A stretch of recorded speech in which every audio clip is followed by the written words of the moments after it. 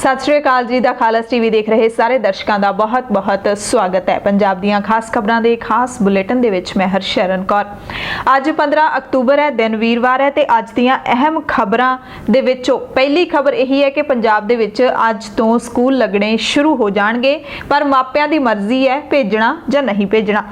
दिल्ली गए पंजाब के किसानों की केंद्र ने बात नहीं पूछी तो किसान भी केंद्रीय नुमाइंदियां की बैठक नूं ठोकर मार के बाहर आ गए और मोदी सरकार मुर्दाबाद के नारिਆਂ नाल दिल्ली नूं गूंजण ला दिता सी। अज चंडीगढ़ दे विच किसानों की अहम बैठक होण जा रही है। संघर्ष नूं नवां रंग देण समेत कई अहम ऐलान हो सकते हैं। दिल्ली दे विच भखे किसानों का रोह देख के कैप्टन सरकार भी लीह ते आउंदी जांदी है। 19 अक्तूबर नूं खेती बिलां दे बारे पंजाब विधान सभा का विशेष सैशन सद लिया। कैप्टन दी कैबिनेट ने फिर दावा किया कि पंजाब दे विच 1 लाख पंजाबियों नूं सरकारी नौकरियां दित्तियां जाणगियां ते पंजाब दे विच औरतां नूं सरकारी नौकरियां दे विच 33% राखवांकरण दिता जाऊगा।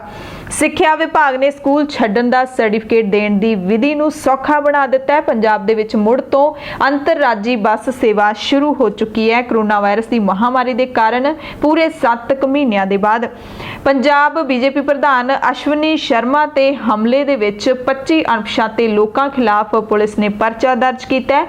अज बीजेपी का वफद राजपाल नूं मिलेगा। डीजीपी दिनकर गुप्ता ने अश्विनी शर्मा ते होया हमला किसानां सिर मड़ दिता है। कैप्टन साहब भी यही कह रहे ने, जबकि भाजपा प्रधान दे उत्ते हमला मैं करवाया, किसानां दी बजाए परचा मेरे ते दर्ज करो, ये कह रहे ने कांग्रेस दे ही एमपी रवनीत बिट्टू।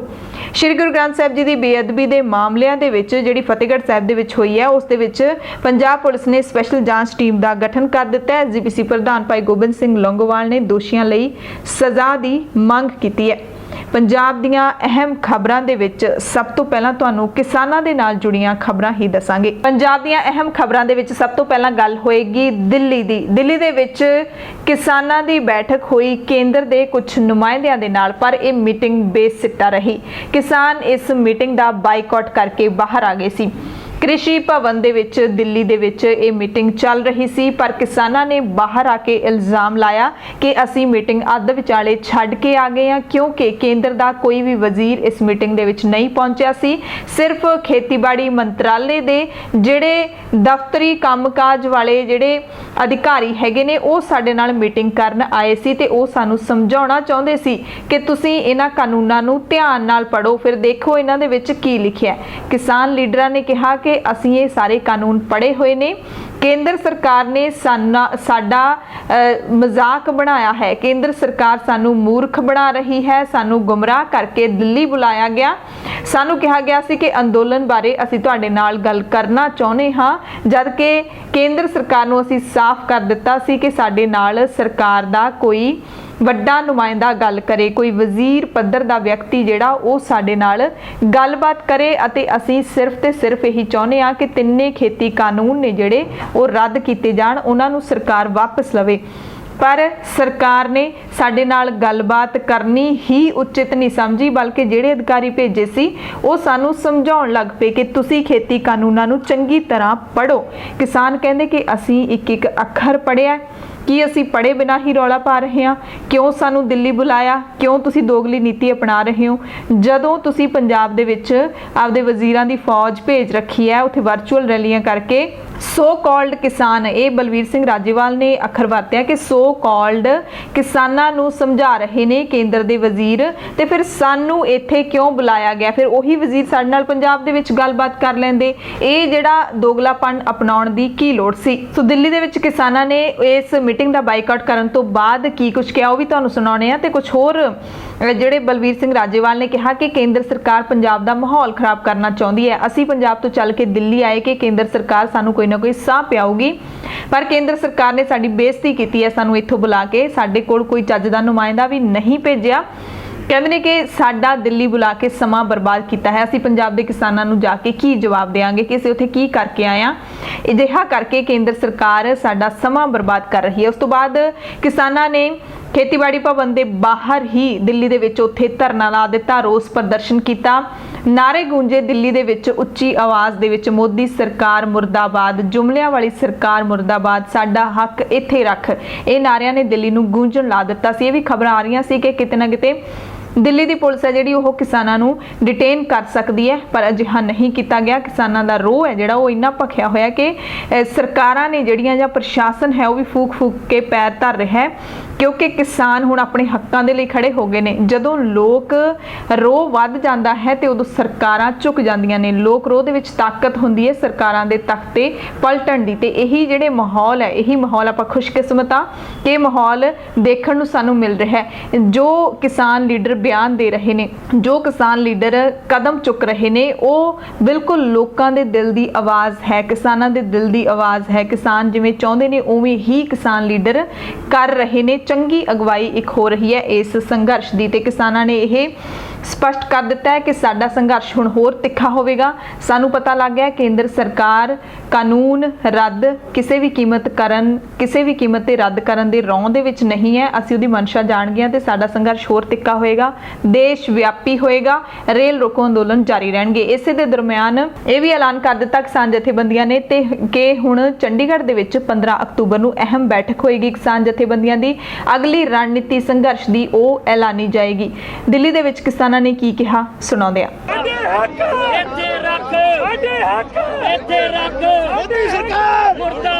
ਮੋਦੀ ਸਰਕਾਰ ਜੁਮਲੇ ਵਾਲੀ ਸਰਕਾਰ, ਇਹ ਮੋਦੀ ਦੀ ਧੱਕੇਸ਼ਾਹੀ ਹੈ।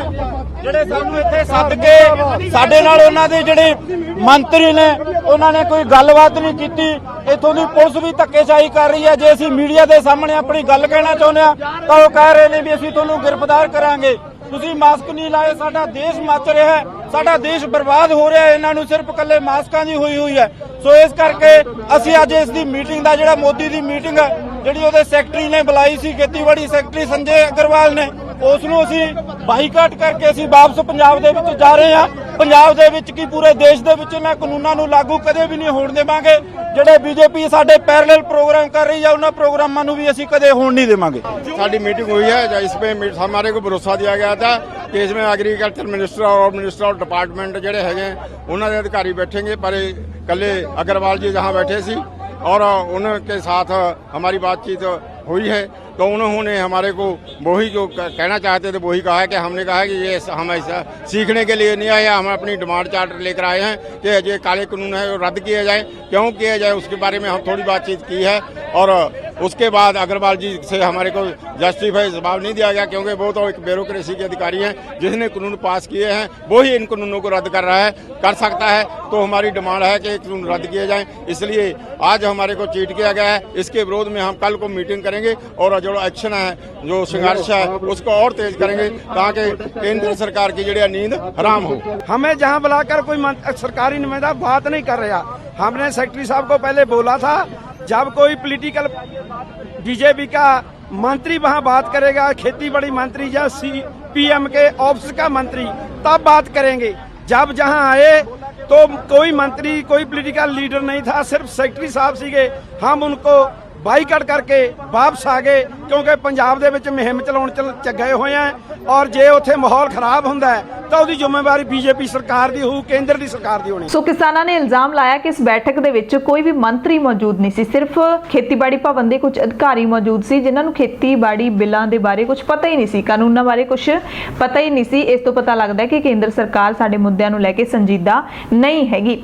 ਭਾਰਤੀ ਕਿਸਾਨ ਯੂਨੀਅਨ ਏਕਤਾ ਡਕੌਂਦਾ ਦੇ ਜਨਰਲ ਸਕੱਤਰ ਜਗਮੋਹਨ ਸਿੰਘ ਨੇ ਦੱਸਿਆ ਕਿ ਸਾਰੀਆਂ ਕਿਸਾਨ ਜਥੇਬੰਦੀਆਂ ਨੇ ਬੈਠਕ ਵਿੱਚ ਜਾ ਕੇ ਸਵਾਲ ਕੀਤਾ ਕਿ ਇੱਕ ਪਾਸੇ ਤਾਂ ਕੇਂਦਰ ਸਾਨੂੰ ਗੱਲਬਾਤ ਦੇ ਲਈ ਬੁਲਾ ਰਹੀ ਹੈ ਤੇ ਦੂਸਰੇ ਪਾਸੇ ਆਪਣੇ ਮੰਤਰੀਆਂ ਦੀ ਫੌਜ ਨੂੰ ਪੰਜਾਬ ਦੇ ਵਿੱਚ ਵਰਚੁਅਲ ਬੈਠਕਾਂ ਕਰਨ ਦੇ ਲਈ ਭੇਜ ਰਹੀ ਹੈ।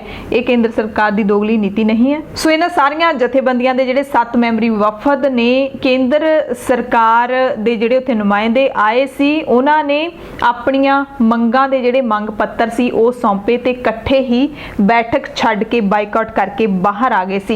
ਜਿਹੜੀਆਂ ਇਹ ਸਾਂਝਾ ਵਫਦ ਸੀ, 7 ਮੈਂਬਰੀ ਵਫਦ ਸੀ, ਉਹਨਾਂ ਦੀਆਂ ਜਿਹੜੀਆਂ ਮੰਗਾਂ ਸੀ ਉਹਨਾਂ ਦੇ ਵਿੱਚ ਮੁੱਖ ਤੌਰ ਤੇ ਇਹੀ ਕਿ ਸਭ ਤੋਂ ਪਹਿਲਾਂ ਤਾਂ ਤਿੰਨੇ ਕਾਨੂੰਨ ਰੱਦ ਕੀਤੇ ਜਾਣ, ਸਵਾਮੀਨਾਥਨ ਕਮਿਸ਼ਨ ਦੀਆਂ ਸਿਫਾਰਿਸ਼ਾਂ ਲਾਗੂ ਕੀਤੀਆਂ ਜਾਣ, ਹਰ ਫਸਲ ਐਮਐਸਪੀ ਦੇ ਉੱਤੇ ਖਰੀਦੀ ਜਾਵੇ, ਐਮਐਸਪੀ ਨੂੰ ਕਾਨੂੰਨੀ ਮਾਨਤਾ ਦਿੱਤੀ ਜਾਵੇ। ਜੇ ਕੋਈ ਵੀ ਐਮਐਸਪੀ ਤੋਂ ਹੋਰ ਭਾਅ ਦੇ ਉੱਤੇ ਖਰੀਦਦਾ ਹੈ ਫਸਲ ਨੂੰ ਉਹਦੇ ਖਿਲਾਫ ਪਰਚਾ ਦਰਜ ਕੀਤਾ ਜਾਵੇ। ਸੋ ਇਹ ਮੰਗਾਂ ਸੀ ਤੇ ਇੱਕ ਭਾਰਤੀ ਕਿਸਾਨ ਯੂਨੀਅਨ ਏਕਤਾ ਉਗਰਾਹਾਂ ਉਹਦੇ ਨੁਮਾਇੰਦੇ ਵੀ ਵੱਖਰੇ ਤੌਰ ਤੇ ਪਹੁੰਚੇ ਸੀ ਦਿੱਲੀ ਦੇ ਵਿੱਚ। ਉਹਨਾਂ ਨੇ ਜਿਹੜਾ ਮੰਗ ਪੱਤਰ ਦਿੱਤਾ ਸੀ ਉਹਦੇ ਵਿੱਚ ਵੀ ਕੁਝ ਜਿਹੜੀਆਂ ਮੰਗਾਂ ਸੀਗੀਆਂ ਉਹ ਰੱਖੀਆਂ ਗਈਆਂ ਸੀ। ਉਹ ਮੰਗਾਂ ਦੇ ਬਾਰੇ ਵੀ ਅਸੀਂ ਤੁਹਾਨੂੰ ਦੱਸ ਦਿੰਦੇ ਹਾਂ ਕਿ ਭਾਰਤੀ ਕਿਸਾਨ ਯੂਨੀਅਨ ਏਕਤਾ ਉਗਰਾਹਾਂ ਦੀਆਂ ਕੀ ਮੰਗਾਂ ਸੀ। 3 ਨਵੇਂ ਖੇਤੀ ਕਾਨੂੰਨ ਤੇ ਬਿਜਲੀ ਸੋਧ ਕਾਨੂੰਨ ਰੱਦ ਕੀਤੇ ਜਾਣ, ਜਨਤਕ ਵੰਡ ਪ੍ਰਣਾਲੀ ਮੁਲਕ ਭਰ 'ਚ ਲਾਗੂ ਕੀਤੀ ਜਾਵੇ ਤੇ ਇਸ ਵਿੱਚ ਮੁੱਢਲੀ ਲੋੜ ਦੀਆਂ ਵਸਤੂਆਂ ਸ਼ਾਮਲ ਕੀਤੀਆਂ ਜਾਣ, ਸਾਰੀਆਂ ਫਸਲਾਂ ਦੇ ਲਾਹੇਵੰਦ ਭਾਅ ਮਿਲਣ ਦਾ ਸਵਾਮੀਨਾਥਨ ਕਮਿਸ਼ਨ ਦੇ ਵੱਲੋਂ ਸੁਝਾਇਆ ਫਾਰਮੂਲਾ C2 + 50% ਤੋਂ ਕੀਮਤ ਘੱਟ ਨਾ ਹੋਵੇ ਲਾਗੂ ਕੀਤਾ ਜਾਵੇ, ਘੱਟੋ ਘੱਟ ਸਮਰਥਨ ਮੁੱਲ ਤੇ ਸਰਕਾਰੀ ਖਰੀਦ ਯਕੀਨੀ ਕਰਨਾ ਕਾਨੂੰਨੀ ਤੌਰ ਤੇ ਪੱਕਾ ਕੀਤਾ ਜਾਵੇ, ਸਵਾਮੀਨਾਥਨ ਕਮਿਸ਼ਨ ਦੀਆਂ ਸਾਰੀਆਂ ਸਿਫਾਰਿਸ਼ਾਂ ਲਾਗੂ ਕੀਤੀਆਂ ਜਾਣ, ਖੇਤੀ ਜਿਣਸਾਂ ਦੇ ਵਪਾਰ ਦੇ ਵਿੱਚ ਬਹੁ-ਕੌਮੀ ਕੰਪਨੀਆਂ ਤੇ ਵੱਡੇ ਵਪਾਰੀਆਂ ਨੂੰ ਦਿੱਤੀਆਂ ਖੁੱਲ੍ਹਾਂ ਰੱਦ ਕੀਤੀਆਂ ਜਾਣ, ਸਰਕਾਰੀ ਮੰਡੀਆਂ ਦੇ ਵਿੱਚ ਵੱਡੇ ਵਪਾਰੀਆਂ ਤੇ ਬਹੁ-ਕੌਮੀ ਕੰਪਨੀਆਂ ਵੱਲੋਂ ਕੀਤੀ ਜਾਂਦੀ ਕਿਸਾਨਾਂ ਦੀ ਲੁੱਟ ਦਾ ਖਾਤਮਾ ਕੀਤਾ ਜਾਵੇ, ਖੇਤੀ ਲਾਗਤ ਵਸਤਾਂ ਦੇ ਵਪਾਰ ਦੇ ਉੱਤੇ ਦੇਸੀ ਕਾਰਪੋਰੇਟਾਂ ਤੇ ਵਿਦੇਸ਼ੀ ਬਹੁ-ਕੌਮੀ ਕੰਪਨੀਆਂ ਦੇ ਗਲਬੇ ਦਾ ਖਾਤਮਾ ਕੀਤਾ ਜਾਵੇ ਤੇ ਇਹ ਵਸਤੂਆਂ ਸਸਤੇ ਰੇਟਾਂ ਦੇ ਉੱਤੇ ਕਿਸਾਨਾਂ ਨੂੰ ਮੁਹੱਈਆ ਕਰਵਾਈਆਂ ਜਾਣ, ਦੇਸ਼ ਭਰ ਦੇ ਵਿੱਚ ਗ੍ਰਿਫਤਾਰ ਕੀਤੇ ਗਏ ਬੁੱਧੀਜੀਵੀਆਂ, ਜਮਹੂਰੀ ਹੱਕਾਂ ਦੇ ਕਾਰਕੁਨਾਂ ਤੇ ਵਿਦਿਆਰਥੀ ਕਾਰਕੁਨਾਂ ਨੂੰ ਫੌਰੀ ਰਿਹਾ ਕੀਤਾ ਜਾਵੇ, ਝੂਠੇ ਕੇਸ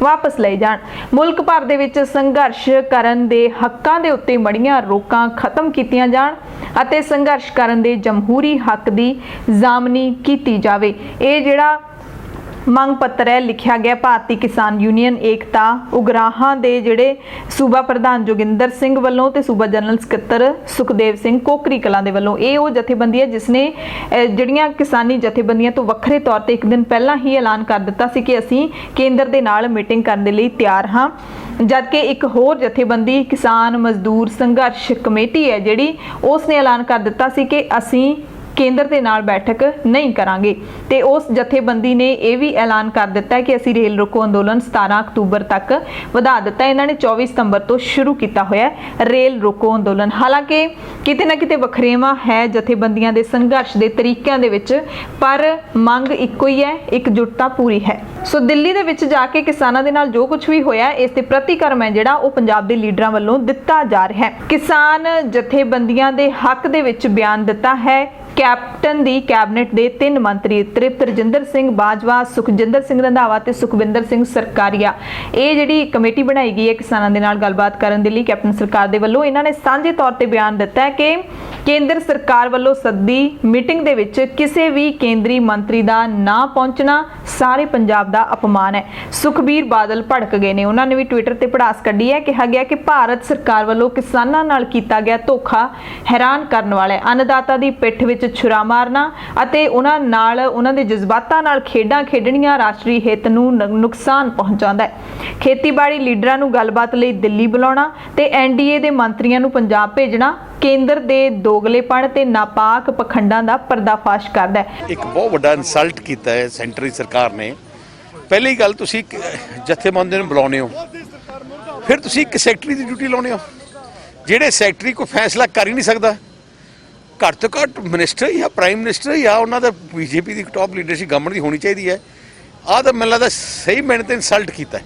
ਹਰਸਿਮਰਤ ਕੌਰ ਬਾਦਲ ਜਿਹੜੀ ਕਿਸੇ ਵੇਲੇ ਕੇਂਦਰ ਦੇ ਵਿੱਚ ਹੀ ਹੁੰਦੀ ਸੀ ਤੇ ਉਹਨਾਂ ਨੇ ਵੀ ਆਪਣਾ ਗੁੱਸਾ ਜ਼ਾਹਿਰ ਕੀਤਾ ਹੈ। ਬੀਬਾ ਹਰਸਿਮਰਤ ਕੌਰ ਬਾਦਲ ਨੇ ਕਿਹਾ ਕਿ ਮੈਨੂੰ ਉਮੀਦ ਸੀ ਕਿ ਕਿਸਾਨ ਦਿੱਲੀ ਜਾਣਗੇ ਤਾਂ ਸਰਕਾਰ ਉਹਨਾਂ ਦੀ ਗੱਲ ਕਰੇਗੀ, ਪਰ ਅੱਜ ਜੋ ਕੁਝ ਹੋਇਆ ਉਸ ਤੋਂ ਬਾਅਦ ਮੈਨੂੰ ਬਹੁਤ ਧੱਕਾ ਲੱਗਿਆ।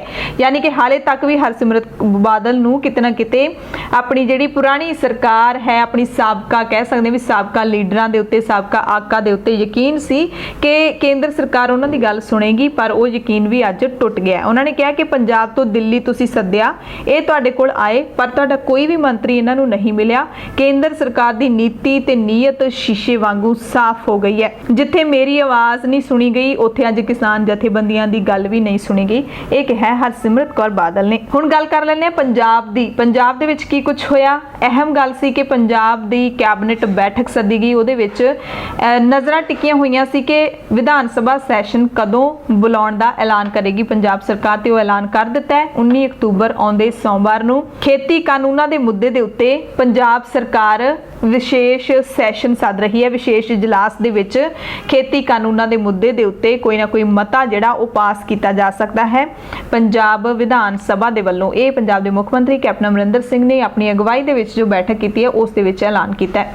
ਸੋ ਇਜਲਾਸ ਬੁਲਾਉਣ ਦੇ ਨਾਲ ਪੰਜਾਬ ਸਰਕਾਰ ਨੇ ਕਈ ਹੋਰ ਅਹਿਮ ਫੈਸਲੇ ਲਏ ਨੇ। ਕੈਬਨਿਟ ਦੀ ਬੈਠਕ ਦੇ ਵਿੱਚ ਇੱਕ ਅਹਿਮ ਫੈਸਲਾ ਹੈ, ਚੋਣਾਂ ਸਮੇਂ ਜਿਹੜੀਆਂ ਨੌਕਰੀਆਂ ਦੇਣ ਦਾ ਵਾਅਦਾ ਕੀਤਾ ਸੀ ਕੈਪਟਨ ਸਾਹਿਬ ਨੇ, ਹੁਣ 1 ਲੱਖ ਨੌਜਵਾਨਾਂ ਨੂੰ ਸਰਕਾਰੀ ਨੌਕਰੀਆਂ ਦੇਣ ਦਾ ਐਲਾਨ ਕਰ ਦਿੱਤਾ ਹੈ। ਪਿਛਲੇ ਦਿਨੀ ਵਿੱਤ ਮੰਤਰੀ ਮਨਪ੍ਰੀਤ ਬਾਦਲ ਨੇ ਸੰਕੇਤ ਦਿੱਤਾ ਸੀ ਕਿ ਆਉਣ ਵਾਲੀ ਕੈਬਨਿਟ ਬੈਠਕ ਦੇ ਵਿੱਚ ਨੌਕਰੀਆਂ ਦੇਣ ਦੇ ਉੱਤੇ ਮੋਹਰ ਲੱਗ ਜਾਏਗੀ ਤੇ ਉਹ ਲਾ ਦਿੱਤੀ ਗਈ ਹੈ। ਹੁਣ ਦੇਖਦੇ ਹਾਂ ਆਉਂਦੇ 6 ਮਹੀਨਿਆਂ ਦੇ ਵਿੱਚ 1 ਲੱਖ ਸਰਕਾਰੀ ਨੌਕਰੀਆਂ ਨੇ ਜਿਹੜੀਆਂ ਉਹ ਪੰਜਾਬ ਦੇ ਕਿਹੜੇ-ਕਿਹੜੇ ਨੌਜਵਾਨਾਂ ਨੂੰ ਮਿਲਦੀਆਂ ਨੇ, ਕਿਉਂਕਿ ਇੱਕ ਲੋਟਰੀ ਕਹਿ ਸਕਦੇ ਆ ਇਹ ਨੌਕਰੀਆਂ ਦੀ। 6 ਮਹੀਨਿਆਂ ਦੇ ਵਿੱਚ 1 ਲੱਖ ਨੌਕਰੀਆਂ।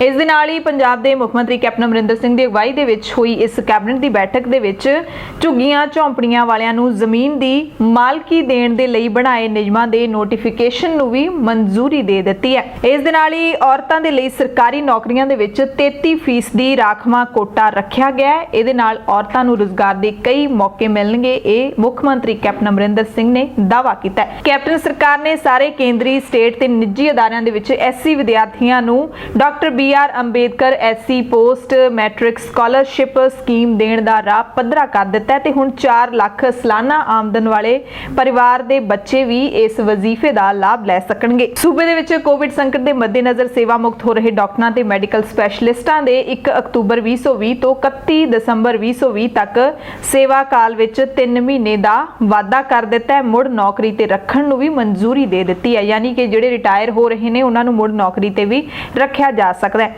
ਕੈਬਨਿਟ ਵੱਲੋਂ Punjab health and family welfare technical group C service rules 2016 ਦੇ ਵਿੱਚ ਸੋਧ ਨੂੰ ਵੀ ਮਨਜ਼ੂਰੀ ਦੇ ਦਿੱਤੀ ਗਈ ਹੈ। ਅਗਲੀਆਂ ਕੁਝ ਖਬਰਾਂ ਵੀ ਕਿਸਾਨਾਂ ਦੇ ਸੰਘਰਸ਼ ਦੇ ਨਾਲ ਹੀ ਜੁੜੀਆਂ ਹੋਈਆਂ ਨੇ। ਇਹ ਖਬਰ ਹਰਿਆਣਾ ਤੋਂ ਆ ਰਹੀ ਹੈ। ਹਰਿਆਣਾ ਦੇ ਅੰਬਾਲਾ ਦੇ ਵਿੱਚ ਬੀਜੇਪੀ ਲੀਡਰਾਂ ਨੇ ਟਰੈਕਟਰ ਰੈਲੀ ਕੱਢੀ।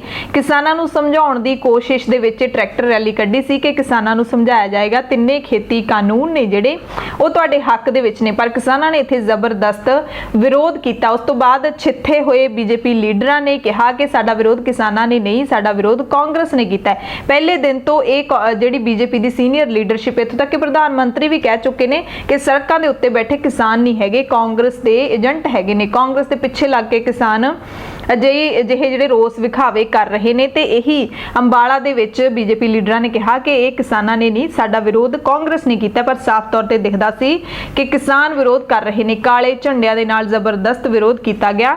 ਇੱਥੋਂ ਤੱਕ ਵੀ ਬੀਜੇਪੀ ਦੇ ਲੀਡਰ ਕਹਿ ਰਹੇ ਸੀ ਕਿ ਸਾਰਾ ਕਿਸਾਨ ਮੋਦੀ ਦੇ ਨਾਲ ਖੜਾ ਹੈ ਤੇ ਇਹ ਸਿਰਫ ਕਾਂਗਰਸ ਤੇ ਵਿਰੋਧੀ ਪਾਰਟੀਆਂ ਹੀ ਵਿਰੋਧ ਕਰ ਰਹੀਆਂ ਨੇ ਤੇ ਕਿਸਾਨਾਂ ਨੂੰ ਭੜਕਾ ਰਹੀਆਂ ਨੇ। ਖਬਰ ਬਠਿੰਡਾ ਤੋਂ ਹੈ, ਜਿੱਥੇ ਭੁੱਚੋ ਮੰਡੀ ਦੇ ਵਿੱਚ ਭਾਰਤੀ ਕਿਸਾਨ ਯੂਨੀਅਨ ਏਕਤਾ ਉਗਰਾਹਾਂ ਦੇ ਵੱਲੋਂ ਜਿਹੜਾ ਟੋਲ ਪਲਾਜ਼ਾ ਤੇ ਧਰਨਾ ਲਾਇਆ ਹੋਇਆ 14ਵੇਂ ਦਿਨ ਵੀ ਜਾਰੀ ਰਿਹਾ।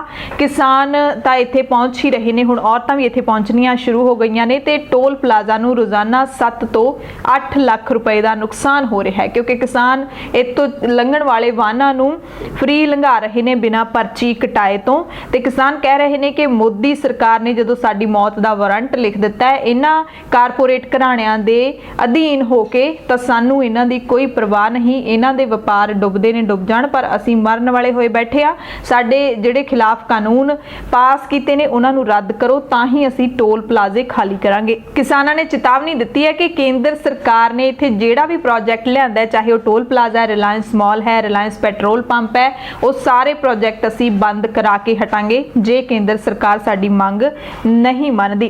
ਤੇ ਹੁਣ ਗਾਇਕਾਂ ਤੋਂ ਬਾਅਦ ਕਿਸਾਨਾਂ ਦੇ ਨਾਲ ਗੈਂਗਸਟਰਾਂ ਦੇ ਗਰੁੱਪ ਨੇ ਜਿਹੜੇ ਉਹ ਵੀ ਡਟ ਗਏ ਨੇ। ਸੋਸ਼ਲ ਮੀਡੀਆ ਤੇ ਪੋਸਟਾਂ ਲਗਾਤਾਰ ਸ਼ੇਅਰ ਕੀਤੀਆਂ ਜਾ ਰਹੀਆਂ ਨੇ। ਪੰਜਾਬ ਦੇ ਵਿੱਚ ਕਿਸਾਨੀ ਸੰਘਰਸ਼ ਦੇ ਵਿੱਚ ਗਾਇਕ ਪਹਿਲੇ ਦਿਨ ਤੋਂ ਹੀ ਜੁਟੇ ਹੋਏ ਨੇ, ਬੁੱਧੀਜੀਵੀ ਸਾਥ ਦੇ ਰਹੇ ਨੇ, ਪੰਜਾਬੀ ਫਿਲਮਾਂ ਦੇ ਅਦਾਕਾਰ ਨੇ ਜਿਹੜੇ ਉਹ ਜੁਟੇ ਹੋਏ ਨੇ, ਲੇਖਕ ਹੋਣ, ਵਿਦਿਆਰਥੀ ਵਰਗ ਹੋਵੇ, ਸਾਰੇ ਨਾਲ ਨੇ। ਤੇ ਹੁਣ ਗੈਂਗਸਟਰਾਂ ਦੇ ਕੁਝ ਗਰੁੱਪ ਨੇ ਜਿਹੜੇ ਉਹ ਵੀ ਫੇਸਬੁੱਕ ਦੇ ਉੱਤੇ, ਸੋਸ਼ਲ ਮੀਡੀਆ ਦੇ ਉੱਤੇ ਕਿਸਾਨਾਂ ਦੀ ਜਿਹੜੀ ਹਮਾਇਤ ਕਰ ਰਹੇ ਨੇ। ਚਾਹੇ ਕਬੱਡੀ ਖਿਡਾਰੀ ਨੇ, ਪਹਿਲਵਾਨ ਨੇ, ਉਹ ਵੀ ਹੁਣ ਧਰਨਿਆਂ ਦੇ ਉੱਤੇ ਪਹੁੰਚ ਰਹੇ ਨੇ। ਇੱਕ ਫੇਸਬੁੱਕ ਯੂਜ਼ਰ ਸ਼ੇਰਾ ਖੁੱਬਨ, ਉਸ ਨੇ ਲਿਖਿਆ ਹੈ ਆਪਣੇ ਝੰਡੇ ਸੁੱਟ ਕਿਸਾਨਾਂ ਦੇ ਹੱਕ ਦੇ ਵਿੱਚ ਖੜੇ ਹੋਵੋ, ਯਾਨੀ ਕਿ ਗੈਂਗਸਟਰ ਹੁਣ ਇਕੱਠੇ ਹੋ ਰਹੇ ਨੇ ਕਿ ਆਪੋ ਆਪਣੀ ਹੈਂਕੜ ਨੂੰ ਛੱਡ ਕੇ ਕਿਸਾਨਾਂ ਦੇ ਹੱਕ ਦੇ ਵਿੱਚ ਖੜੇ ਹੋਈਏ। ਸਾਰੀਆਂ ਪਾਰਟੀਆਂ ਤੇ ਕਲਾਕਾਰਾਂ ਨੂੰ ਬੇਨਤੀ ਕਰਦੇ ਹਾਂ ਕਿ ਉਹ ਆਪੋ ਆਪਣੇ ਝੰਡੇ ਸੁੱਟ ਦੇਣ, ਕਿਸਾਨਾਂ ਦੇ ਹੱਕ ਦੇ ਵਿੱਚ ਖੜੇ ਹੋ ਜਾਣ। ਗੈਂਗਸਟਰ ਦਵਿੰਦਰ ਬਬੀਹਾ ਦੇ ਨਾਂ ਦੇ ਉੱਤੇ ਫੇਸਬੁੱਕ ਅਕਾਊਂਟ ਬਣਿਆ ਹੋਇਆ ਹੈ। ਉਸ ਦੇ ਵਿੱਚ ਵੀ ਲਿਖਿਆ ਕਿਸਾਨ ਮਜ਼ਦੂਰ ਏਕਤਾ ਜ਼ਿੰਦਾਬਾਦ, ਕਿਸਾਨ ਦੇ ਪੁੱਤ ਹਾਂ, ਕਿਸਾਨਾਂ ਨਾਲ ਹੀ ਖੜਾਂਗੇ। ਗੈਂਗਸਟਰ ਲਾਰੈਂਸ ਬਿਸ਼ਨੋਈ ਉਸਨੇ ਵੀ ਵੀਡੀਓ ਸਾਂਝਾ ਕੀਤਾ ਹੈ। ਇਸ ਦੇ ਵਿੱਚ ਵੀਡੀਓ ਦੇ ਵਿੱਚ ਕਿਸਾਨਾਂ ਦੀ ਹਮਾਇਤ ਕੀਤੀ ਗਈ ਹੈ। ਲਿਖਿਆ ਕਿ ਇਸ ਵੀਡੀਓ ਨੂੰ ਕਿਸਾਨਾਂ ਲਈ ਸਾਂਝਾ ਜ਼ਰੂਰ ਕਰੋ, ਜੈ ਹਿੰਦ। ਤੇ ਪਿਛਲੇ ਦਿਨੀ ਤੁਸੀਂ ਦੇਖ ਹੀ ਰਹੇ ਹੋ ਕਿ ਪਿਛਲੇ ਕੁਝ ਸਾਲਾਂ ਤੋਂ ਗੈਂਗਸਟਰ ਹੁੰਦਾ ਸੀ ਇੱਕ ਨੌਜਵਾਨ, ਕਿਸੇ ਵੇਲੇ ਲੱਖਾ ਸਿਧਾਣਾ, ਉਹ ਅੱਜ ਕੱਲ੍ਹ ਸਮਾਜ ਸੇਵੀ ਹੈ ਅਤੇ ਕਿਸਾਨਾਂ ਦੇ ਇਸ ਸੰਘਰਸ਼ ਦੇ ਵਿੱਚ ਮੋਹਰੀ ਹੋ ਕੇ ਚੱਲ ਰਿਹਾ ਹੈ। ਪੰਜਾਬ ਦੀਆਂ ਅਹਿਮ ਖਬਰਾਂ ਦੇ ਵਿੱਚ ਅਗਲੀ ਜ਼ਰੂਰੀ ਖਬਰ ਹੈ ਕਿ ਪੰਜਾਬ ਦੇ ਵਿੱਚ ਇੰਟਰਸਟੇਟ ਬੱਸ ਸੇਵਾ ਮੁੜ ਤੋਂ ਸ਼ੁਰੂ ਹੋ ਗਈ ਹੈ। 7 ਮਹੀਨਿਆਂ ਬਾਅਦ ਇਹ ਬੱਸ ਸੇਵਾ ਚਾਲੂ ਹੋਈ ਹੈ। ਹੁਣ ਪੰਜਾਬ ਦੀਆਂ ਬੱਸਾਂ ਗੁਆਂਢੀ ਸੂਬੇ ਨੇ, ਚਾਹੇ ਦੂਰ ਦੇ ਸੂਬੇ ਨੇ, ਹਰਿਆਣਾ, ਹਿਮਾਚਲ, ਚੰਡੀਗੜ੍ਹ, ਰਾਜਸਥਾਨ, ਜੰਮੂ ਕਸ਼ਮੀਰ, ਇੱਥੇ ਹੁਣ ਚੱਲ ਸਕਣਗੀਆਂ। ਹੁਣ ਗੱਲ ਕਰਦੇ ਹਾਂ ਪੰਜਾਬ ਦੇ ਵਿੱਚ ਜਿਹੜਾ ਬੀਜੇਪੀ ਦੇ ਪੰਜਾਬ ਪ੍ਰਧਾਨ ਅਸ਼ਵਨੀ ਸ਼ਰਮਾ ਦੇ ਪਿਛਲੇ ਦਿਨੀ ਜਲੰਧਰ ਜ਼ਿਲ੍ਹੇ ਦੇ ਵਿੱਚ ਹਮਲਾ ਹੋਇਆ ਸੀ, ਟੋਲ ਪਲਾਜ਼ਾ ਦੇ ਨੇੜੇ ਹਮਲਾ ਹੋਇਆ ਸੀ। ਉਸ ਨੂੰ ਲੈ ਕੇ ਵੱਡੀ ਖਬਰ ਇਹ ਹੈ ਕਿ ਪੰਜਾਬ ਦੇ ਡੀਜੀਪੀ ਦਿਨਕਰ ਗੁਪਤਾ ਨੇ ਵੱਡਾ ਦਾਅਵਾ ਕੀਤਾ ਹੈ ਕਿ ਅਸ਼ਵਨੀ ਸ਼ਰਮਾ ਦੇ ਉੱਤੇ ਜਿਹੜਾ ਹਮਲਾ ਹੋਇਆ ਸੀ ਉਹਦੇ ਵਿੱਚ ਕਿਸਾਨ ਯੂਨੀਅਨਾਂ ਦੇ ਮੈਂਬਰ ਵੀ ਸ਼ਾਮਲ ਨੇ। ਦਿਨਕਰ ਗੁਪਤਾ ਨੇ ਦਾਅਵਾ ਕੀਤਾ ਹੈ ਕਿ ਅਸੀਂ ਯੂਨੀਅਨ ਦੇ ਮੈਂਬਰਾਂ ਦੀ ਸ਼ਨਾਖਤ ਕਰ ਲਈ ਹੈ ਜਿਨ੍ਹਾਂ ਨੇ 12 ਅਕਤੂਬਰ ਨੂੰ ਅਸ਼ਵਨੀ ਸ਼ਰਮਾ ਉੱਤੇ ਹਮਲਾ ਕੀਤਾ ਸੀ। ਤੇ ਮੁੱਖ ਮੰਤਰੀ ਕੈਪਟਨ ਅਮਰਿੰਦਰ ਸਿੰਘ ਨੇ ਵੀ ਡੀਜੀਪੀ ਦੇ ਇਸ ਬਿਆਨ ਦੀ ਹਮਾਇਤ ਕੀਤੀ ਹੈ। ਕਿਹਾ ਹੈ ਕਿ ਅਸ਼ਵਨੀ ਸ਼ਰਮਾ ਦੇ ਉੱਤੇ ਹੋਏ ਹਮਲੇ ਦੇ ਵਿੱਚ ਕਿਸਾਨ ਯੂਨੀਅਨਾਂ ਦੇ ਮੈਂਬਰ ਸ਼ਾਮਲ ਸੀ, ਜਦਕਿ ਬੀਜੇਪੀ ਹੁਣ ਤੱਕ ਕਹਿੰਦੀ ਆ ਰਹੀ ਹੈ ਕਿ ਯੂਥ ਕਾਂਗਰਸ ਨੇ ਸਾਡੇ ਤੇ ਹਮਲਾ ਕੀਤਾ ਹੈ, ਸਾਡੇ ਉੱਤੇ ਕਾਂਗਰਸ ਲੀਡਰਾਂ ਨੇ ਹਮਲਾ ਕੀਤਾ ਹੈ। ਹੁਣ ਮੁੱਖ ਮੰਤਰੀ ਕੈਪਟਨ ਅਮਰਿੰਦਰ ਸਿੰਘ ਕਾਂਗਰਸ ਪਾਰਟੀ ਦੇ ਵੱਲੋਂ ਮੁੱਖ ਮੰਤਰੀ ਬਣੇ ਨੇ। ਡੀਜੀਪੀ ਦਿਨਕਰ ਗੁਪਤਾ ਉਹਨਾਂ ਦੀ ਸਰਕਾਰ ਦੇ ਅੰਡਰ ਪੰਜਾਬ ਦਾ ਮੁੱਖ ਪੁਲਿਸ ਅਧਿਕਾਰੀ ਹੈ। ਸੋ ਹੁਣ ਕਿਸਾਨਾਂ ਦੇ ਸੰਘਰਸ਼ ਦੇ ਉੱਤੇ ਇਹ ਗੱਲ ਸੁੱਟੀ ਜਾ ਰਹੀ ਹੈ, ਇਹ ਪੁਖਤਾ ਹੈ ਜਾਂ ਫਿਰ ਕਾਂਗਰਸ ਦੀ ਸਰਕਾਰ ਹੈ ਜਿਹੜੀ ਕੈਪਟਨ ਸਾਹਿਬ ਦੀ ਸਰਕਾਰ, ਉਹ ਆਪਣੇ ਗਲੋਂ ਗਲਾਵਾਂ ਲਾਉਣ ਦੇ ਮਾਰੇ ਕਿਸਾਨਾਂ ਦੇ ਉੱਤੇ ਸੁੱਟ ਰਹੀ ਹੈ। ਇਸ ਬਾਰੇ ਕੁਝ ਨਹੀਂ ਅਸੀਂ ਕਹਿ ਸਕਦੇ, ਪਰ ਇਹ ਦਾਅਵਾ ਕੀਤਾ ਹੈ ਪੰਜਾਬ ਦੇ ਡੀਜੀਪੀ ਨੇ। ਡੀਜੀਪੀ ਦਾ ਬਿਆਨ ਮਾਇਨੇ ਰੱਖਦਾ ਹੁੰਦਾ ਹੈ। ਉਹਨਾਂ ਨੇ ਕਿਹਾ ਕਿ ਸ਼ਾਮ 7 ਵਜੇ ਦੇ ਕਰੀਬ 12 ਅਕਤੂਬਰ ਨੂੰ ਜਦੋਂ ਵੱਖ-ਵੱਖ ਕਿਸਾਨ ਯੂਨੀਅਨਾਂ ਦੇ ਨਾਲ ਸੰਬੰਧਿਤ 25 ਪ੍ਰਦਰਸ਼ਨਕਾਰੀ ਅਸ਼ਵਨੀ ਸ਼ਰਮਾ ਦੇ ਗੱਡੀਆਂ ਦੇ ਕਾਫਲੇ ਦੇ ਸਾਹਮਣੇ ਆ ਕੇ ਖੜੇ ਹੋ ਗਏ ਸੀ ਤੇ ਅਚਾਨਕ ਉਹ ਕਾਲੇ ਤੇ ਪੀਲੇ ਰੰਗ ਦੇ ਝੰਡੇ ਚੁੱਕੀ ਉਹਨਾਂ ਦੇ ਪਾਇਲਟ ਸੁਰੱਖਿਆ ਵਾਹਨ ਤੇ ਇਨੋਵਾ ਗੱਡੀ ਮੂਹਰੇ ਆ ਕੇ ਨਾਅਰੇਬਾਜ਼ੀ ਕਰਨ ਲੱਗੇ ਸੀ। ਤੇ ਇਹ ਸਾਰੇ ਕਿਸਾਨ ਯੂਨੀਅਨਾਂ ਦੇ ਮੈਂਬਰ ਸੀ, ਇਹਨਾਂ ਵਿੱਚ ਕੋਈ ਵੀ ਕਾਂਗਰਸੀ ਸ਼ਾਮਲ ਨਹੀਂ ਸੀ। ਤੇ ਇਹ ਪ੍ਰਦਰਸ਼ਨਕਾਰੀ ਤਕਰੀਬਨ 2 ਹਫ਼ਤਿਆਂ ਤੋਂ ਨੈਸ਼ਨਲ ਹਾਈਵੇ 1 ਦੇ ਉੱਤੇ ਪੈਂਦੇ ਚੁਲਾਂਗ ਵਿਖੇ ਟੋਲ ਪਲਾਜ਼ਾ ਦੇ ਉੱਤੇ ਬੈਠੇ ਸੀ। ਡੀਜੀਪੀ ਨੇ ਅੱਗੇ ਵੀ ਦੱਸਿਆ ਕਿ 15 ਤੋਂ 18 ਸੈਕਿੰਡ ਦੇ ਵਿਰੋਧ ਤੋਂ ਬਾਅਦ ਕਾਫਲੇ ਵਿਚਲੇ ਦੋਵੇਂ ਵਾਹਨਾਂ ਨੂੰ ਜਾਣ ਦਿੱਤਾ ਗਿਆ, ਪਰ ਪ੍ਰਦਰਸ਼ਨਕਾਰੀਆਂ ਦੇ ਵਿੱਚੋਂ ਇੱਕ ਵਿਅਕਤੀ ਨੇ ਝੰਡੇ ਦੀ ਸੋਟੀ ਦੇ ਨਾਲ ਇਨੋਵਾ ਦੇ ਪਿਛਲੇ ਸ਼ੀਸ਼ੇ ਨੂੰ ਤੋੜ ਦਿੱਤਾ। ਹੁਣ ਤੁਸੀਂ ਸੋਚ ਸਕਦੇ ਹੋ ਕਿ ਝੰਡਾ ਜਿਹੜੀ ਸੋਟੀ ਤੇ ਟੰਗਿਆ ਹੁੰਦਾ ਉਹ ਕੋਈ ਬਹੁਤ ਮੋਟੀ ਸੋਟੀ ਤਾਂ ਨਹੀਂ ਹੁੰਦੀ, ਇੱਕ ਪਤਲੀਆਂ ਪਤਲੀਆਂ ਸੋਟੀਆਂ ਹੁੰਦੀਆਂ ਨੇ, ਉਹਦੇ ਨਾਲ ਇਨੋਵਾ ਗੱਡੀ ਦਾ ਪਿਛਲਾ ਸ਼ੀਸ਼ਾ ਟੁੱਟ ਜਾਣਾ ਇਹ ਵੀ ਇੱਕ ਅਚੰਭੇ ਵਾਲੀ ਗੱਲ ਹੈ। ਇਸੇ ਦੌਰਾਨ ਇਨੋਵਾ ਦੇ ਇੱਕ ਪਾਸੇ ਦੀ ਗਲਾਸ ਵਿੰਡੋ ਦਾ ਵੀ ਨੁਕਸਾਨ ਹੋਇਆ। ਸੁਰੱਖਿਆ ਇੰਚਾਰਜ ਏਐਸਆਈ ਹਰੀਰਾਮ ਤੇ ਪੰਜਾਬ ਪੁਲਿਸ ਦੇ 3 ਕਮਾਂਡੋ ਸਮੇਤ 7 ਤੋਂ ਵੱਧ ਨਿੱਜੀ ਸੁਰੱਖਿਆ ਅਫਸਰ ਜੋ ਘਟਨਾ ਸਮੇਂ ਅਸ਼ਵਨੀ ਸ਼ਰਮਾ ਦੇ ਨਾਲ ਸੀ, ਉਹ ਆਪਣੇ ਵਾਹਨਾਂ 'ਚ ਉਤਰ ਗਏ ਤੇ ਬੀਜੇਪੀ ਦੇ ਪੰਜਾਬ ਮੁਖੀ ਨੂੰ ਸੁਰੱਖਿਅਤ ਉੱਥੋਂ ਪਰਾਂ ਲੈ ਗਏ। ਇਹ ਸਾਰੀ ਜਿਹੜੀ ਘਟਨਾਕ੍ਰਮ ਡੀਜੀਪੀ ਦਿਨਕਰ ਗੁਪਤਾ ਨੇ ਦੱਸਿਆ ਤੇ ਕਿਸਾਨਾਂ ਦੇ ਸਿਰ ਦੇ ਉੱਤੇ ਹੁਣ ਇਹ ਸਾਰਾ ਇਲਜ਼ਾਮ ਪਾ ਦਿੱਤਾ ਗਿਆ ਕਿ ਕਿਸਾਨਾਂ ਨੇ ਅਸ਼ਵਨੀ ਸ਼ਰਮਾ ਦੇ ਉੱਤੇ ਹਮਲਾ ਕੀਤਾ ਸੀ। ਸੀਐਮ ਸਾਹਿਬ ਨੇ ਵੀ ਇਸ ਬਿਆਨ ਦੀ ਹਮਾਇਤ ਕੀਤੀ ਹੈ। ਸੋ ਪੰਜਾਬ ਦੇ ਡੀਜੀਪੀ ਨੇ ਇਹ ਬਿਆਨ ਦਿੱਤਾ ਤੇ ਉਧਰ ਕਾਂਗਰਸ ਦੇ ਇੱਕ ਐਮਪੀ ਨੇ ਲੁਧਿਆਣਾ ਤੋਂ ਰਵਨੀਤ ਬਿੱਟੂ, ਉਹਨਾਂ ਨੇ ਇੱਕ ਵੱਖਰਾ ਹੀ ਬਿਆਨ ਦਿੱਤਾ। ਉਹਨਾਂ ਨੇ ਕਿਹਾ ਕਿ ਮੈਂ ਜ਼ਿੰਮੇਵਾਰੀ ਲੈਣਾ, ਅਸ਼ਵਨੀ ਸ਼ਰਮਾ ਦੇ ਉੱਤੇ ਹਮਲਾ ਮੈਂ ਕੀਤਾ ਸੀ, ਕਿਸਾਨਾਂ ਨੇ ਨਹੀਂ ਕੀਤਾ, ਪਰਚਾ ਮੇਰੇ ਤੇ ਦਰਜ ਕਰੋ, ਕਿਸਾਨਾਂ ਤੇ ਨਾ ਕਰੋ। ਇਹ ਵੀ ਕਿਹਾ ਕਿ ਅੱਗੇ ਜਿਹੜੇ ਵੀ ਬੀਜੇਪੀ ਲੀਡਰ ਦੇ ਉੱਤੇ ਹਮਲਾ ਹੋਏਗਾ ਉਹ ਮੈਂ ਹੀ ਕਰਵਾਇਆ ਹੋਊਗਾ ਤੇ ਮੇਰੇ ਖਿਲਾਫ ਹੀ ਉਹਦਾ ਪਰਚਾ ਜਿਹੜਾ ਉਹ ਦਰਜ ਕੀਤਾ ਜਾਵੇ, ਕਿਸਾਨਾਂ ਨੂੰ ਨਾ ਤਕਲੀਫ ਦਿੱਤੀ ਜਾਵੇ, ਕਿਸਾਨਾਂ ਨੂੰ ਆਪਣਾ ਸੰਘਰਸ਼ ਜਾਰੀ ਰੱਖਣ ਦਿਓ, ਸ਼ਾਂਤਮਈ ਤਰੀਕੇ ਨਾਲ ਸੰਘਰਸ਼ ਕਰ ਰਹੇ ਨੇ ਉਹਨਾਂ ਦੇ ਰਾਹ ਦੇ ਵਿੱਚ ਰੋੜਾ ਨਾ ਬਣੋ। ਅਗਲੀ ਖਬਰ ਹੈ ਕਿ ਪੰਜਾਬ ਦਾ ਸਾਬਕਾ ਡੀਜੀਪੀ ਸੁਮੇਧ ਸੈਣੀ ਜਿਹੜਾ 29 ਸਾਲ ਪੁਰਾਣੇ ਬਲਵੰਤ ਸਿੰਘ ਮੁਲਤਾਨੀ ਕਤਲ ਕੇਸ ਦੇ ਵਿੱਚ ਫਸਿਆ ਹੋਇਆ ਹੈ, ਉਸ ਮਾਮਲੇ ਦੀ ਸੁਪਰੀਮ ਕੋਰਟ ਦੇ ਵਿੱਚ ਸੁਣਵਾਈ ਹੋਈ। ਸੁਪਰੀਮ ਕੋਰਟ ਦੇ ਹੁਕਮਾਂ ਦੇ ਮੁਤਾਬਿਕ ਹੁਣ ਇਸ ਮਾਮਲੇ ਦੇ ਵਿੱਚ ਸੁਮੇਧ ਸੈਣੀ ਦੀ ਗ੍ਰਿਫਤਾਰੀ ਦੇ ਉੱਤੇ ਅੰਤਿਮ ਰੋਕ ਹੈ ਜਿਹੜੀ फिलहाल जारी रहेगी। पिछले दिनी जो सुप्रीम कोर्ट ने हुक्म सुनाया सी कि सुमेध सैनी की गिरफ्तारी के उत्ते असीं अगले हुक्मां तक रोक लाउने आ ते अगली सुनवाई 14 अक्तूबर ते पा दित्ती सी। सुनवाई हुई, हुण फिर सुप्रीम कोर्ट ने बचा लिया सुमेध सैनी नूं, कहा कि अगले हुक्मां तक सुमेध सैनी की गिरफ्तारी दे उत्ते अंतरिम रोक है जिहड़ी ओह जारी रहेगी। अगाऊ जमानत ते FIR रद्द करन दी मंग ते सुनवाई है जिहड़ी ओह 4 हफ्ते बाद होएगी, क्योंकि सैनी ने सुप्रीम कोर्ट दे विच पटीशन दाखिल की है कि मेरे खिलाफ जिहड़ा मोहाली दे मटौर थाणे दे विच परचा दर्ज होया, अपराधिक केस दर्ज होया, उसनूं रद्द किया जावे। सुप्रीम कोर्ट ने सैनी दे उत्ते नवां केस करन ते भी सवाल चुके ने। सर्व उच्च अदालत, देश दी सर्व उच्च अदालत एक वड्डे जिहड़े मुलजम नूं, ਉਹ ਮੁਲਜ਼ਮ ਜਿਹੜਾ ਕਿੰਨੇ ਕੇਸਾਂ ਦੇ ਵਿੱਚ ਫਸਿਆ ਹੋਇਆ, ਉਹ ਮੁਲਜ਼ਮ ਜਿਹੜਾ ਬਰਗਾੜੀ ਤੇ ਬਹਿਬਲ ਕਲਾਂ ਗੋਲੀ ਕਾਂਡ ਦੇ ਵਿੱਚ ਵੀ ਹੁਣ ਨਾਮਜ਼ਦ ਕਰ ਲਿਆ ਗਿਆ, ਉਸ ਨੂੰ ਬਚਾਉਣ ਦੀ ਕੋਸ਼ਿਸ਼ ਹੈ ਜਿਹੜੀ ਨਿਆਂਪਾਲਿਕਾ ਕਰ ਰਹੀ ਹੈ, ਕਿਹਾ ਜਾ ਸਕਦਾ ਹੈ ਇਹਨਾਂ ਬਿਆਨਾਂ ਨੂੰ ਸੁਣਨ ਤੋਂ ਬਾਅਦ। ਅਗਲੀ ਖਬਰ ਭਾਈ ਰੂਪਾ ਤੋਂ ਆ ਰਹੀ ਹੈ। ਬਹੁਤ ਹੀ ਸ਼ਰਮਸਾਰ ਕਰਨ ਵਾਲੀ खबर है। इत्थे पिंड आदमपुरा दे विच एक प्यो ने अपनी 6 महीनਿਆਂ ਦੀ ਬੱਚੀ ਨੂੰ ਕੰਧ ਵਿੱਚ ਮਾਰ ਕੇ ਕਤਲ ਕਰ ਦਿੱਤਾ। ਉਸ ਤੋਂ ਬਾਅਦ ਆਪਣੀ ਪਤਨੀ ਤੇ ਸਹੁਰੇ ਨੂੰ ਵੀ ਜ਼ਖਮੀ ਕਰ ਦਿੱਤਾ। ਚੌਂਕੀ ਦਿਆਲਪੁਰਾ ਭਾਈਕਾ ਪੁਲਿਸ ਨੇ ਮਾਂ ਦੇ ਬਿਆਨਾਂ ਦੇ ਆਧਾਰ ਦੇ ਉੱਤੇ, ਬੱਚੀ ਦੀ ਮਾਂ ਦੇ ਬਿਆਨਾਂ ਦੇ ਆਧਾਰ ਤੇ ਪਿਤਾ ਖਿਲਾਫ ਕਤਲ ਤੇ ਹੋਰ ਧਾਰਾਵਾਂ ਤਹਿਤ ਕੇਸ ਦਰਜ ਕਰ ਲਿਆ। ਇਹਨਾਂ ਦਾ ਵਿਆਹ 2017 ਦੇ ਵਿੱਚ ਹੋਇਆ ਸੀ। 6 ਮਹੀਨੇ ਪਹਿਲਾਂ ਇੱਕ ਲੜਕੀ ਏਕਨੂਰ ਕੌਰ ਨੇ ਜਨਮ ਲਿਆ ਸੀਗਾ। ਵਿਆਹ ਤੋਂ ਬਾਅਦ ਉਸ ਦਾ ਪਤੀ ਸ਼ਿਪ ਕੰਪਨੀ ਦੇ ਵਿੱਚ ਲੱਗਿਆ ਹੋਇਆ ਸੀ, ਜੌਬ ਕਰਦਾ ਸੀ ਤੇ ਲੜਾਈ ਰਹਿੰਦੀ ਸੀ ਘਰ ਦੇ ਵਿੱਚ ਕਿ ਇਸ ਵਿਅਕਤੀ ਦੇ ਕਥਿਤ ਤੌਰ ਤੇ ਕਿਸੇ ਵਿਦੇਸ਼ੀ ਔਰਤ ਦੇ ਨਾਲ ਸੰਬੰਧ ਸਨ ਤੇ ਉਹਦੇ ਨਾਲ ਵਿਆਹ ਕਰਾਉਣਾ ਚਾਹੁੰਦਾ ਸੀ। ਪਤੀ ਉਹਨਾਂ ਦੋਵੇਂ ਮਾਂ ਧੀ ਨੂੰ ਚੰਗਾ ਨਹੀਂ ਸਮਝਦਾ ਤੇ ਲੜਾਈ ਝਗੜਾ ਕਰਦਾ ਰਹਿੰਦਾ ਸੀ ਤੇ ਜਦੋਂ ਉਹ ਆਪਣੇ ਸਹੁਰੇ ਪਿੰਡ ਗਿਆ ਹੋਇਆ ਸੀ, ਪਿੰਡ ਆਦਮਪੁਰਾ ਦੇ ਵਿੱਚ, ਤਾਂ ਉੱਥੇ ਰਾਤ ਨੂੰ 9 ਵਜੇ ਦੇ ਕਰੀਬ ਉਹਨੇ ਆਪਣੀ ਧੀ ਨੂੰ ਚੁੱਕ ਕੇ ਕੰਧ ਨਾਲ ਮਾਰਿਆ ਤੇ ਉੱਥੇ ਹੀ ਉਸ ਬੱਚੀ ਦੀ ਮੌਤ ਹੋ ਗਈ। ਖਬਰ ਖੰਨਾ ਤੋਂ ਹੈ, ਜਿੱਥੇ ਖੰਨਾ ਪੁਲਿਸ ਨੂੰ ਉਦੋਂ ਭਾਜੜ ਪੈ ਗਈ ਜਦੋਂ ਇੱਕ ਔਰਤ ਨੇ ਪਾਣੀ ਦੀ ਟੈਂਕੀ ਦੇ ਉੱਤੇ ਚੜ੍ਹ ਕੇ ਆਤਮਦਾਹ ਕਰਨ ਦੀ ਕੋਸ਼ਿਸ਼ ਕੀਤੀ। ਗੁਰੂ ਗੋਬਿੰਦ ਸਿੰਘ ਨਗਰ ਅਮਲੋਰ ਰੋਡ ਦੀ ਵਸਨੀਕ ਹੈਪੀ ਨਾਮ ਦੀ ਇਹ ਔਰਤ ਸਬਜ਼ੀ ਮੰਡੀ ਵਿੱਚ ਬਣੀ ਪਾਣੀ ਵਾਲੀ ਟੈਂਕੀ ਦੇ ਉੱਤੇ ਜਾ ਚੜੀ ਤੇ ਪੁਲਿਸ ਖਿਲਾਫ ਨਾਅਰੇਬਾਜ਼ੀ ਕਰਨੀ ਸ਼ੁਰੂ ਕਰ ਦਿੱਤੀ। ਪੁਲਿਸ ਮੌਕੇ ਤੇ ਪਹੁੰਚੀ, ਔਰਤ ਨੂੰ ਉਤਰਨ ਦੀ ਅਪੀਲ ਕੀਤੀ, ਪਰ ਉਸਨੇ ਤੇਲ ਦੀਆਂ ਬੋਤਲਾਂ ਤੇ ਮਾਚਿਸ ਦੀ ਡੱਬੀ ਦਿਖਾਉਂਦੇ ਹੋਏ ਚੇਤਾਵਨੀ ਦਿੱਤੀ ਕਿ ਜੇ ਮੈਨੂੰ ਬਚਾਉਣ ਦੀ ਕੋਸ਼ਿਸ਼ ਕੀਤੀ ਤਾਂ ਮੈਂ ਆਤਮਦਾਹ ਕਰ ਲਵਾਂਗੀ। ਉਹਨੇ ਦੋਸ਼ ਲਾਇਆ ਕਿ ਥਾਣਾ ਸਿਟੀ 2 ਦੀ ਪੁਲਿਸ ਨੇ ਉਸ ਦੇ ਪੁੱਤਰ ਨੂੰ ਚੋਰੀ ਦੇ ਮਾਮਲੇ ਵਿੱਚ ਜਾਣ-ਬੁੱਝ ਕੇ ਫਸਾਇਆ ਤੇ ਹੁਣ ਉਸ ਨੂੰ ਰਿਹਾ ਕਰਨ ਦੇ ਬਦਲੇ ਮੋਟੀ ਰਕਮ ਮੰਗ ਰਹੀ ਹੈ ਪੁਲਿਸ। ਇਸ ਮਸਲੇ ਦੀ ਜਾਣਕਾਰੀ ਮਿਲੀ ਤੇ ਇਸ ਤੋਂ ਬਾਅਦ ਕੁਝ ਪੱਤਰਕਾਰਾਂ ਦੀ ਮਦਦ ਦੇ ਨਾਲ ਔਰਤ ਨੂੰ ਟੈਂਕੀ ਤੋਂ ਸਮਝਾ ਬੁਝਾ ਕੇ ਉਤਾਰਿਆ ਗਿਆ ਤੇ ਵੀ ਭਰੋਸਾ ਦਿੱਤਾ ਗਿਆ ਕਿ ਪੁਲਿਸ ਉਸ ਦੇ ਪਰਿਵਾਰ ਨਾਲ ਧੱਕੇਸ਼ਾਹੀ ਨਹੀਂ ਕਰੇਗੀ। ਜਲੰਧਰ ਤੋਂ ਖਬਰ ਹੈ, ਜਿੱਥੇ 2 ਥਾਵਾਂ ਤੇ ਅੱਗ ਲੱਗਣ ਦੀਆਂ ਘਟਨਾਵਾਂ ਵਾਪਰੀਆਂ, ਲੱਖਾਂ ਦਾ ਸਮਾਨ ਸੜ ਕੇ ਸੁਆਹ ਹੋ ਗਿਆ। ਮਾਡਲ ਟਾਊਨ ਮਾਰਕੀਟ ਵਿਚਲੀਆਂ ਕੁਝ ਜੁੱਤੀਆਂ ਤੇ ਕੱਪੜਿਆਂ ਦੀਆਂ ਦੁਕਾਨਾਂ ਨੂੰ ਅਚਾਨਕ ਅੱਗ ਲੱਗ ਗਈ। ਸਵੇਰੇ ਧੂੰਆਂ ਨਿਕਲ ਰਿਹਾ ਸੀ, ਹਲੇ ਦੁਕਾਨਾਂ ਖੁੱਲੀਆਂ ਵੀ ਨਹੀਂ ਸੀ, ਉਦੋਂ ਸ਼ਾਰਟ ਸਰਕਟ ਹੋਣ ਦੇ ਨਾਲ ਅੱਗ ਲੱਗ ਗਈ। ਫਾਇਰ ਬ੍ਰਿਗੇਡ ਨੇ ਆ ਕੇ ਅੱਗ ਬੁਝਾਈ ਤੇ ਲੱਖਾਂ ਦਾ ਸਮਾਨ ਹੈ ਜਿਹੜਾ ਇਹਨਾਂ ਦੁਕਾਨਾਂ ਦੇ ਵਿੱਚ ਸੜ ਕੇ ਸੁਆਹ ਹੋ ਗਿਆ। ANI ਨੇ ਜਾਣਕਾਰੀ ਦਿੱਤੀ ਹੈ ਕਿ 6 ਫॉर ਜਸਟਿਸ ਨਾਲ ਜੁੜੇ ਕੁਝ ਮਾਮਲਿਆਂ ਦੇ ਵਿੱਚ ANI ਦੇ ਵੱਲੋਂ ਪੰਜਾਬ ਦੇ ਫਿਰੋਜ਼ਪੁਰ, ਲੁਧਿਆਣਾ ਤੇ ਮੋਗਾ ਜ਼ਿਲ੍ਹਿਆਂ ਦੇ ਵਿੱਚ 6 ਥਾਵਾਂ ਦੇ ਉੱਤੇ ਤਲਾਸ਼ੀ ਲਈ ਗਈ ਹੈ ਅਤੇ ਜਿਹੜੇ ਸਿੱਖ ਨੌਜਵਾਨ ਇਸ ਮਾਮਲੇ ਦੇ ਵਿੱਚ ਫਸੇ ਹੋਏ ਨੇ, ਖਾਲਿਸਤਾਨ ਦਾ ਝੰਡਾ ਲਹਿਰਾਉਣ ਦੇ ਮਾਮਲੇ ਦੇ ਵਿੱਚ ਉਹਨਾਂ ਦੇ ਘਰੋਂ ਕਾਫੀ ਸਾਰੀਆਂ ਇਲੈਕਟ੍ਰੋਨਿਕ ਚੀਜ਼ਾਂ ਮਿਲੀਆਂ ਨੇ, ਜਿਹਦੇ ਵਿੱਚ ਪੈਨ ਡਰਾਈਵ, ਲੈਪਟਾਪ, ਹਾਰਡ ਡਿਸਕਾਂ ਤੇ ਹੋਰ ਦਸਤਾਵੇਜ਼ ਵੀ ਬਰਾਮਦ ਕੀਤੇ ਗਏ ਨੇ। ਪੰਜਾਬ ਸਕੂਲ ਸਿੱਖਿਆ ਬੋਰਡ ਨੇ ਵਿਦਿਆਰਥੀਆਂ ਨੂੰ ਸਕੂਲ ਛੱਡਣ ਦਾ ਸਰਟੀਫਿਕੇਟ ਮੁਹੱਈਆ ਕਰਵਾਉਣ ਦੀ ਵਿਧੀ ਨੂੰ ਸੌਖਾ ਕਰ ਦਿੱਤਾ ਹੈ ਤੇ ਹੁਣ ਇਹਦੇ ਲਈ ਆਨਲਾਈਨ ਪੋਰਟਲ ਬਣਾ ਦਿੱਤਾ ਹੈ।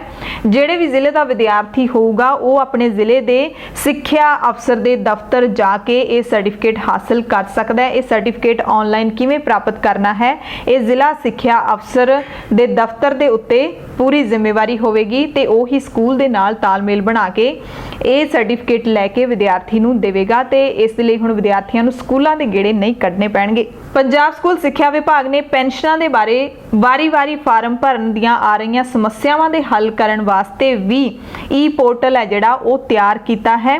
ਈ ਪੰਜਾਬ ਪੋਰਟਲ ਦੇ ਉੱਤੇ ਇੱਕ ਆਨਲਾਈਨ ਸੌਫਟਵੇਅਰ ਵਿਭਾਗ ਨੇ ਤਿਆਰ ਕੀਤਾ ਹੈ। ਵਿਭਾਗ ਦੇ ਸੇਵਾ ਮੁਕਤ ਅਧਿਕਾਰੀਆਂ ਅਤੇ ਪੈਨਸ਼ਨ ਕੇਸਾਂ ਨਾਲ ਵਿਭਾਗ ਦੇ ਸੇਵਾ ਮੁਕਤ ਕਰਮਚਾਰੀਆਂ ਦੇ ਪੈਨਸ਼ਨ ਕੇਸਾਂ ਦੇ ਵਾਸਤੇ ਵਿਭਾਗ ਨੇ ਜਾਣਕਾਰੀ ਦਿੱਤੀ ਹੈ ਕਿ ਹੁਣ ਤੱਕ ਪੈਨਸ਼ਨਰਾਂ ਸੰਬੰਧੀ ਸੂਚਨਾ ਵੱਖ-ਵੱਖ ਪਰਫਾਰਮਿਆਂ ਦੇ ਵਿੱਚ ਭਰ ਕੇ ਮੁੱਖ ਦਫ਼ਤਰ ਨੂੰ ਭੇਜੀ ਜਾਂਦੀ ਸੀ, ਜਿਹਦੇ ਨਾਲ ਡੀਡੀਓਜ਼ ਦਾ ਬਹੁਤ ਸਮਾਂ ਖਰਾਬ ਹੁੰਦਾ ਸੀ। ਇਸ ਲਈ ਹੁਣ ਇੱਕ ਆਨਲਾਈਨ ਸੌਫਟਵੇਅਰ ਤਿਆਰ ਕੀਤਾ ਗਿਆ। ਇਸ ਪੋਰਟਲ ਅਧੀਨ ਦਿੱਤੇ ਗਏ ਨਵੇਂ ਰਿਟਾਇਰ ਬੈਨੀਫਿਟਸ ਨਾਮ ਦਾ ਜਿਹੜਾ ਇੱਕ ਸੈਕਸ਼ਨ ਹੋਏਗਾ, ਉਹਦੀ ਮਦਦ ਨਾਲ ਇਹ ਜਾਣਕਾਰੀ ਸੰਬੰਧਿਤ ਸਕੂਲ ਮੁਖੀ ਵੱਲੋਂ ਆਪਣੇ ਪੱਧਰ ਤੇ ਹੀ ਇੱਕ ਵਾਰ ਭਰੀ ਜਾ ਸਕਦੀ ਹੈ। ਯਾਨੀ ਕਿ ਜਿਹੜੇ ਪੰਜਾਬ ਸਕੂਲ ਸਿੱਖਿਆ ਵਿਭਾਗ ਦੇ ਰਿਟਾਇਰਡ ਕਰਮਚਾਰੀ ਹੋਣਗੇ, ਉਹਨਾਂ ਦੀਆਂ ਪੈਨਸ਼ਨਾਂ ਨੇ ਜਿਹੜੀਆਂ ਉਹ ਫਾਰਮ ਭਰ ਕੇ ਮਿਲਦੀਆਂ ਨੇ। ਉਹ ਫਾਰਮ ਭਰਨ ਦੀ ਪ੍ਰਕਿਰਿਆ ਸੁਖਾਲੀ ਬਣਾਉਣ ਦੇ ਲਈ ਆਨਲਾਈਨ ਸੌਫਟਵੇਅਰ ਤਿਆਰ ਕੀਤਾ ਹੈ। ਪੰਜਾਬ ਦੀਆਂ ਖਾਸ ਖਬਰਾਂ ਦੇ ਖਾਸ ਬੁਲੇਟਿਨ ਦੇ ਵਿੱਚ ਤੁਹਾਡੇ ਸਭ ਤੋਂ ਇਜਾਜ਼ਤ ਚਾਹੁੰਦੇ ਹਾਂ ਤੇ ਅੱਜ ਪੂਰੇ ਦਿਨ ਦੀਆਂ ਖਬਰਾਂ ਦੇ ਵਿੱਚ ਅਸੀਂ ਤੁਹਾਨੂੰ ਕਿਸਾਨੀ ਸੰਘਰਸ਼ ਦੇ ਨਾਲ ਜੁੜੀਆਂ ਅਪਡੇਟਸ ਦਿੰਦੇ ਰਹਾਂਗੇ। ਕੱਲ ਕਿਸਾਨਾਂ ਨੇ ਆਪਣੇ ਮੰਗ ਪੱਤਰ ਦੇ ਵਿੱਚ ਜਿਹੜਾ ਕੇਂਦਰ ਨੂੰ ਸੌਂਪਿਆ, ਉਹਦੇ ਵਿੱਚ ਕਿਸਾਨਾਂ ਨੇ ਇੱਕ ਮੰਗ ਰੱਖੀ ਹੈ ਕਿ ਸਵਾਮੀਨਾਥਨ ਕਮਿਸ਼ਨ ਦੀਆਂ ਸਿਫਾਰਿਸ਼ਾਂ ਸਾਰੀਆਂ ਲਾਗੂ ਕੀਤੀਆਂ ਜਾਣ। ਸੋ ਇਹ ਸਿਫਾਰਿਸ਼ਾਂ ਕੀ ਨੇ, ਇਹਦੇ ਤੇ ਅਸੀਂ ਅੱਜ ਖਾਸ ਰਿਪੋਰਟ ਤੁਹਾਨੂੰ ਦੇਵਾਂਗੇ ਤੇ ਪ੍ਰਾਈਮ ਟਾਈਮ ਦੇ ਵਿੱਚ ਹੁਣ ਤੁਹਾਨੂੰ ਮਿਲਾਂਗੇ। ਤੁਸੀਂ ਸਾਰੇ ਆਪਣਾ ਧਿਆਨ ਰੱਖਿਓ, ਲੋੜਵੰਦਾਂ ਦੀ ਮਦਦ ਜ਼ਰੂਰ ਕਰਦੇ ਰਹੋ। ਅਫਵਾਹਾਂ ਦੇ ਉੱਤੇ ਬਿਲਕੁਲ ਨਾ ਯਕੀਨ ਕਰਿਓ। ਕਿਸਾਨੀ ਸੰਘਰਸ਼ ਦੇ ਦੌਰਾਨ ਇਸ ਨੂੰ ਤੋੜਨ ਦੀ, ਇਸ ਨੂੰ ਫੇਲ ਕਰਨ ਦੀ ਕੋਸ਼ਿਸ਼ ਵੀ ਕਈ ਸ਼ਰਾਰਤੀ ਅਨਸਰਾਂ ਦੇ ਵੱਲੋਂ ਕੀਤੀ ਜਾਵੇਗੀ ਜਾਂ ਕੀਤੀ ਜਾ ਰਹੀ ਹੈ। ਸੋ ਸਾਰਿਆਂ ਨੇ ਪੂਰਾ ਧਿਆਨ ਰੱਖਣਾ ਹੈ। ਕਿਸਾਨੀ ਸੰਘਰਸ਼ ਦੇ ਵਿੱਚ ਜੋ ਵੀ ਤੁਸੀਂ ਯੋਗਦਾਨ ਦੇ ਸਕਦੇ ਹੋ ਜ਼ਰੂਰ ਦਿਓ। ਧੰਨਵਾਦ।